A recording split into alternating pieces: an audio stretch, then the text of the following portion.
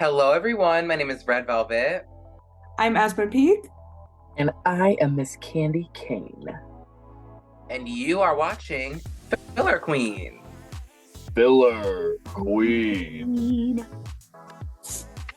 For this week's episode of Filler Queens, we are going to be filling or pilling the looks from RuPaul's Drag Race UK versus the World Season 2, Episode 7, where the category was Take Me Up the Aisle, Sickening Bridal Fantasy.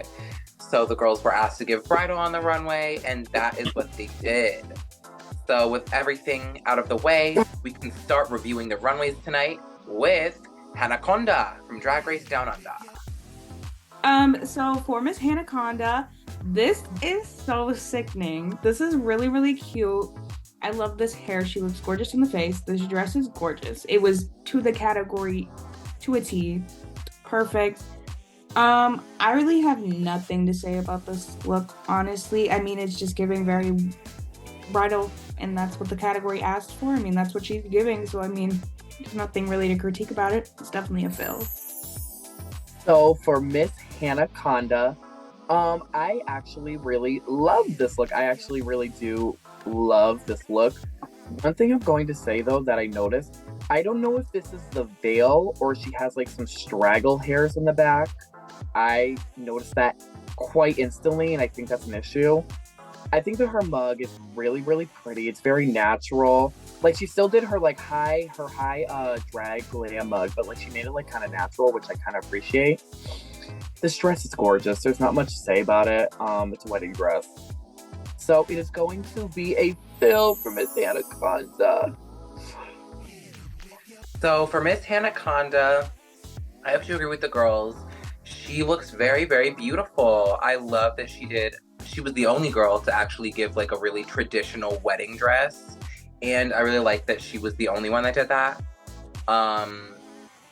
If she was going to go all the way traditional though, she needed a veil for this look. If she would have had a beautiful tulle veil, it would have just made this look like absolute perfection, because it is a very, very beautiful dress. The jewelry is all there. The hair is sculpted very nicely. I just really, really, really wish she had a veil. It would have made it all the way there. But regardless, it's a very, very pretty look. I'm gonna give it a fill. Next up, we have La Grande Dame from Drag Race France. So for Miss La Grande Dame, I have very mixed feelings about this look. It's really gorgeous. She looks very gorgeous. This headpiece is everything. I do get very apocalyptic couture from this. However, there's just a few things that I can nitpick from this. Number one, the biggest thing to me is it's just a lot going on. There's so much going on, from like the big sleeves and the big like bottom of her dress, which like is cool, but at the same time, it's like I don't know where to focus my eyes on. And then the middle of her, like her bodice area is just very like, has a lot of like 3D elements to it. So like it's very busy. And this is just me kind of nitpicking here. It's personal to me, but in her look, you can see the like neon green like things to hold her wings on her look. Like you could see it through the tulle. And I kind of hate that it's green, and like you can see it a lot in this photo that I'm looking at. So I kind of wish that either she didn't do it green, or like she would have hidden it better, or like made it white, if you get what I mean. But the look itself is good. I'm gonna give it a fill. Vivi la grande dame, France la grande dame. Honestly, to keep it real, to keep it a buck, I'm not in love with this look. I think the look is kind of like fine. I kind of have the same feelings like with Hanaconda's. Like it's pretty, but like it's just fine. It's like whatever. What I will say though is I don't like how in the middle it's very bunched up in the middle. Kind of like you kind of lose her shape in the middle. And I know not everything's about like fashion and shape or whatever, but like I think it kind of like takes away from it for me, because there's already like a lot going on as is. I will say though, I love the bottom of it. I love this little like mermaid gown moment that she has going on. I really do like the bottom and I like the ruffles. The headpiece is really, really cool. I'm kind of confused to how some of these elements are in here, but I think overall it kind of, like, it's fine. So, for that being said, it's going to be a fill for Miss La Grande Dame France. So, Miss La Grande Dame, I think this look was really sickening, to be honest. I do have to agree with Aspen first and foremost. I don't understand why she has these like green harness thingies. I do wish they matched the color of the garment. That kind of takes me out of it. But like, I really love how big this is. Like, she said that it was giving a post-apocalyptic wedding, and I get that from this. Like the tattered, like rips kind of very geometric of the gown, and then like all of this tulle is kind of giving me explosion, like the dust that's in the air after the explosion of the apocalypse. Like, I'm getting it. I'm picking up what she's putting down. I think this mask she is on, the intricacy and detail of it is stunning. Like all of the flowers, all the beading, all of the like different things hanging off of it, gorgeous. It is a little much, but I still think it's a really, really well done, stunning look. So I'm gonna give it a fill. Next up, we have Marina Summers from Drag Race Philippines. So for Miss Marina Summers, while this isn't like, of course, the biggest runway that we've seen from her, there's obviously a reason for that. She's sticking to her culture, which I can appreciate. Like she's done every week, she stuck to her culture. And she took a different route to the runway category and made it her own.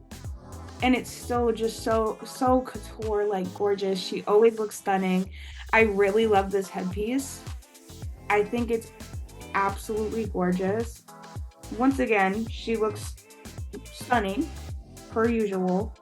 In the garment, while it's not, of course, the most extravagant, like I said, it is getting the job done. It's conveying what she wanted to convey. And it's a different approach to it, which I can, once again, appreciate. So it's definitely a fill for me tonight. So for Miss Marina Summers, I'm going to agree with Aspen. I really do appreciate that she has found a way to kind of like fit her culture, and just like she's just stuck to Marina. Like she didn't really like change up anything. She kind of just came in doing her own, and I gotta give her applause for that. I will say, and Aspen did hint at this, I think there was a lot of big silhouettes on this runway, and I think that kind of not hindered this look, but just like it just kind of made it look smaller than it actually is. But that's not to take away from the look. I think the look itself is it's just so, it's pretty. It's really, really pretty. I love this little what is this, like these little dangly things? What is that? I don't know, but I'm obsessed with whatever that is. Beautiful. Face card never declines. We already know this. Yeah, there's not much to say. It's stunning. Mr. Marina, it's a fill. Yeah, I mean, I have to agree with Aspen and Candy tonight. This is, once again, another stunning look for Marina.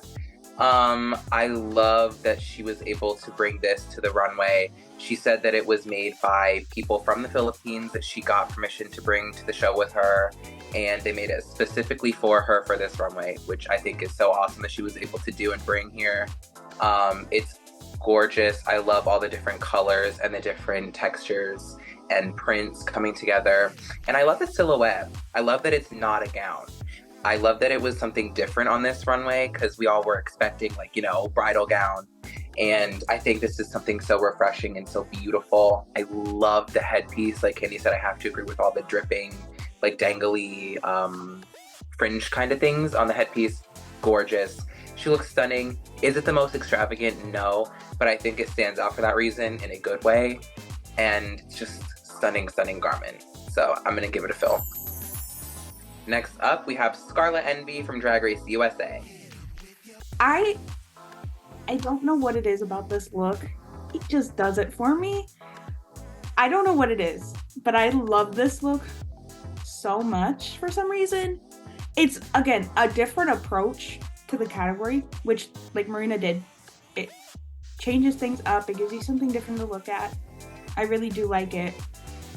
I don't know what is going on in my mind with this look, but I really, really like it. I love the gold trim, or the gold like liner for the cape.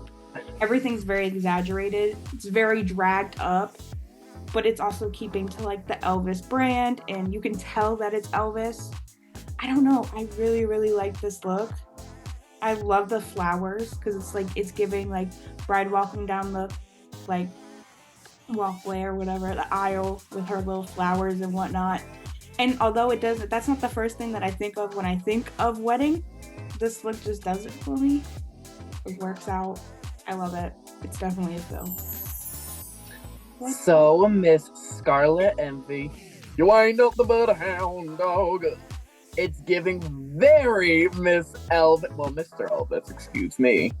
I'm gonna have to agree with Aspen. I actually, for some reason, we've seen a lot of Elvis cosplays on Drag Race, but for some reason, this one just does it for me. I have to agree with Aspen. I think it's just like she proportionally like made it look really good. I think the hair's perfect size. I think the her like the train is perfect size. Her waist, you can see her waist. I think the little bell bottoms are perfect size. And this is honestly going to give, for this episode, and I think it's going to be the only one. It is going to be the only one. It's giving kook. It's giving kook. It's giving kook. It's giving kook. But like it's giving kook in the best way. Like I love that she just like, because this is like when you think of like wedding, not a lot of people would traditionally go to this, but I think this is so funny. Like this is just so funny and camp, but like in a way she made it look so like glamorous. She just made it look glamorous. Like sorry. So honest, not much more to say. It is going to be a kill. No, I'm just kidding. It's going to be a fill, Miss Scarlet.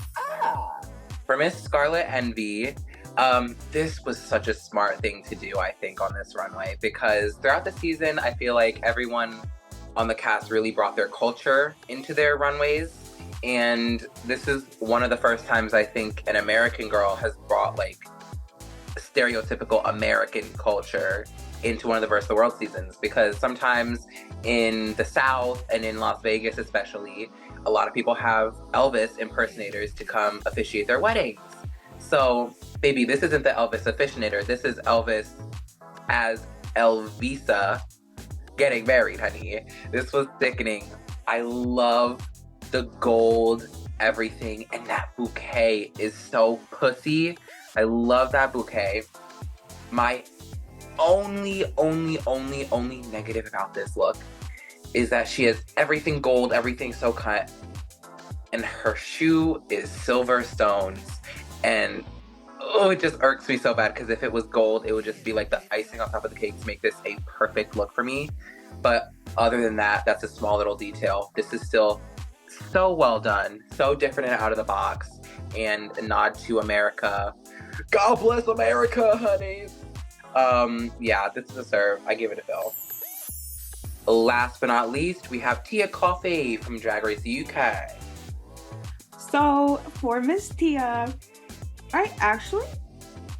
this look is fine. I mean, I have nothing to say about it really.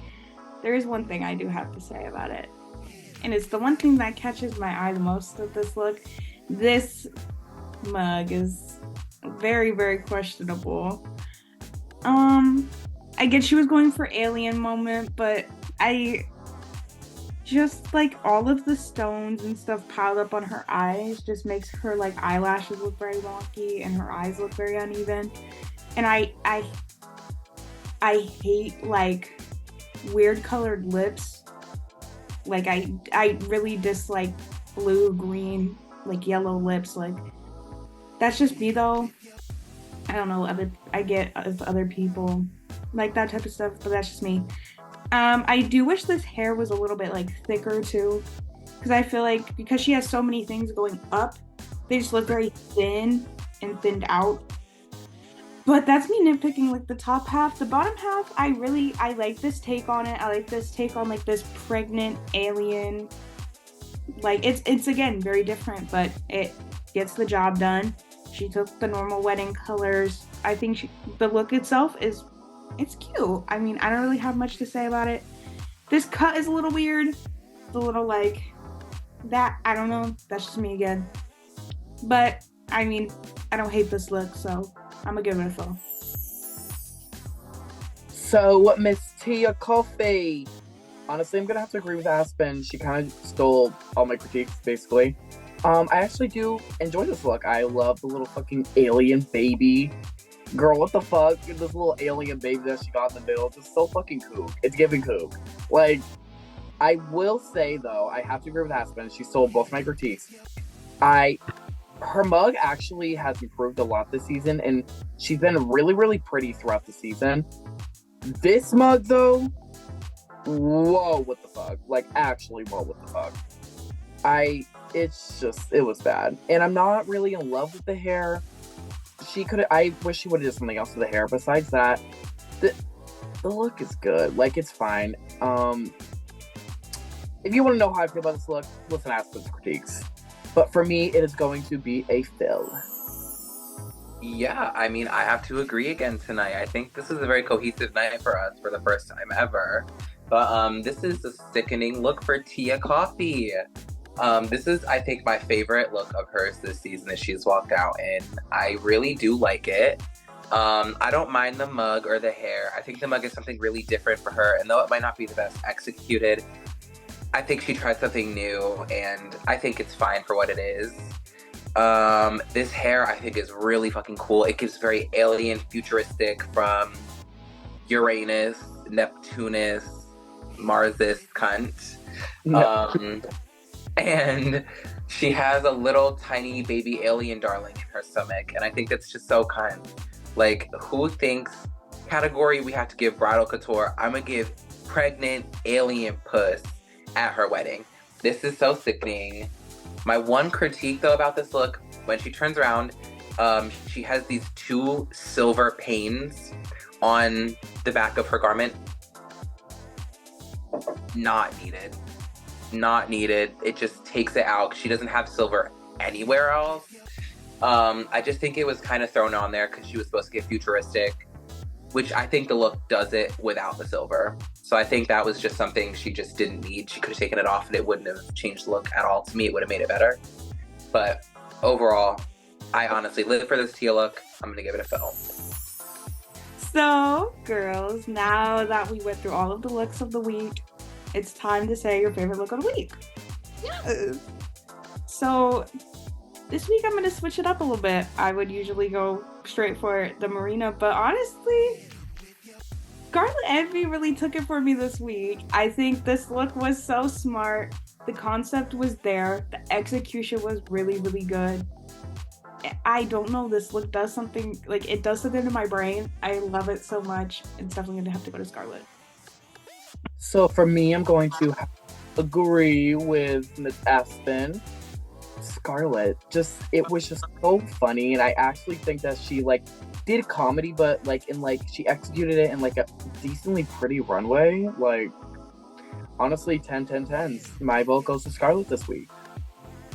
So I really liked a lot of the runways tonight. I think this is probably cohesively the best runway of the season so far. I think all of the girls turned it out, but the one that really stood out to me the most is, I think, La Grande Dame. I don't know, there's something about that look that just speaks to me. I love how big it is with all of the tulle and the ruffles. And I think the thing that takes it for me all the way is that fucking face mask. Gorgeous. So beautiful. But this was a really strong runway overall. So. Trend alert! Fills across the board. Not a single kill in sight. All the runways this week were cohesively good, and hey, good for the finale episode. All right, everyone. That was this episode of Filler Queens. If you like our opinions, if you would disagree with our opinions, let us know in the comments and we will respond. You can find all of us on Instagram as well as the official Filler Queens account. It is all in the description below. Give us a follow, give us our 10s and our flowers. My name is Red Velvet. I'm Aspen Peak. I am Candy Cane. And you are watching Filler Queens. Filler Queens. Mwah. Bitches. No balls. Ah.